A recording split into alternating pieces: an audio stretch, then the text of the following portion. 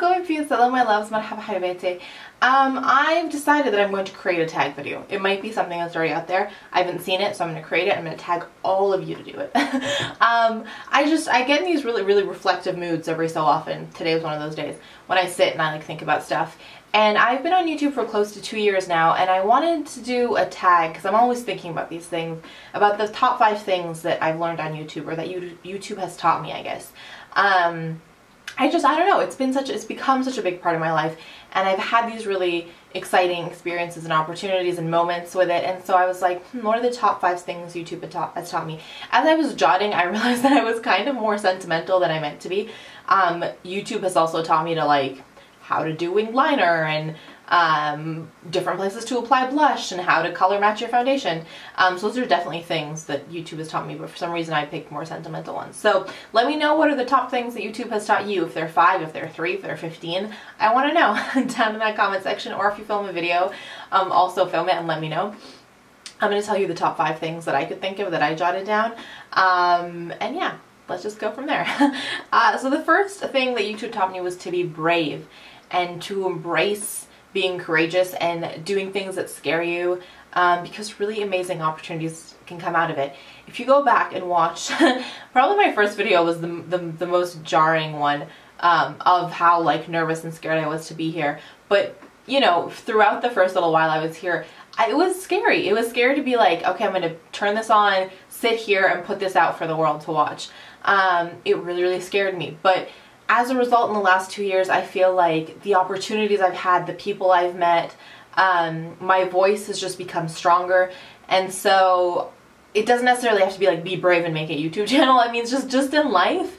It's taught me also, like, it's trickled down into other aspects of my life, in being brave and being courageous and taking that leap. Because there are really amazing things that you can learn and you can grow from. And this is going to be a very sappy video, I can tell already.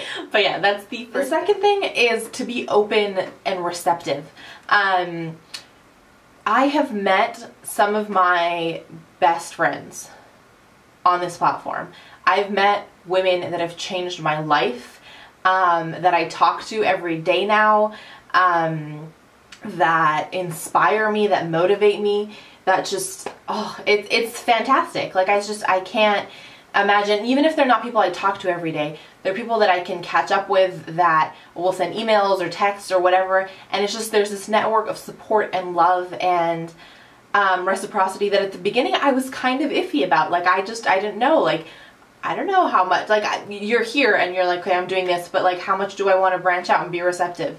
I have a caveat to that in point 3, but be open to the universe. Say yes to things that excite you.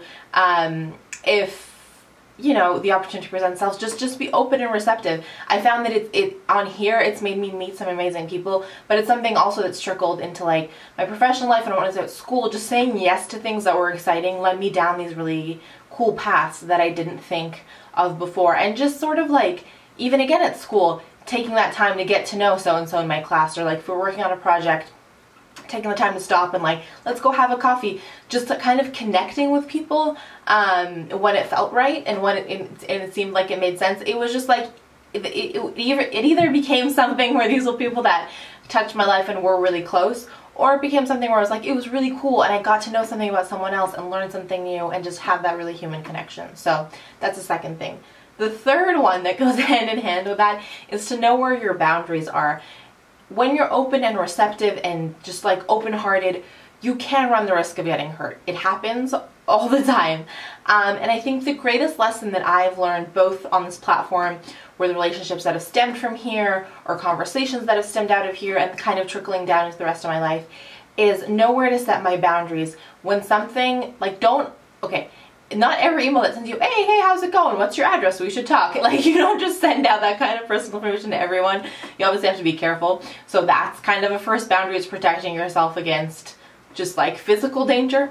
But also emotional danger. Not everything is warm and fuzzy here. So there's, you know, times when you have to sort of block certain conversations from happening, or that kind of thing, and protect your heart that way. But there are also people sometimes that you let in that you don't necessarily end up long-term being able to sustain that relationship.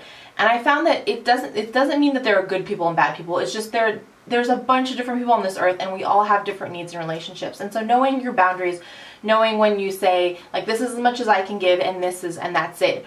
Or knowing, you know, if someone sort of hurts you or does something that upsets you, not continuously letting that person do that here in conversations you have, but in life in general. It's, you know, letting the other person know, hey, when you did so and so, it hurt me, and you proceeding on with caution. And if that happens again, then kind of scaling back your relationship with that person. That is this kind of, it sounds sort of simplistic, but it's a huge life lesson that I'm constantly learning, constantly reminding myself of in all my relationships. And so knowing and establishing your boundaries is huge, and will give you a lot more kind of peace and satisfaction and happiness in your relationships and in your life.